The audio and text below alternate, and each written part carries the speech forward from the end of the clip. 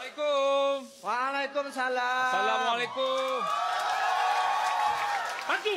Hantu! Ui, Pak Malau. Jarang uban sampai ke muka ya. Uban naik muka. Dia merayap. Atas turun bawah. Iyalah Pak Malau. Apa khabar Pak Malau? Baik, alhamdulillah. Alhamdulillah, ni saya ada bawakan makanan favourite Pak Malau.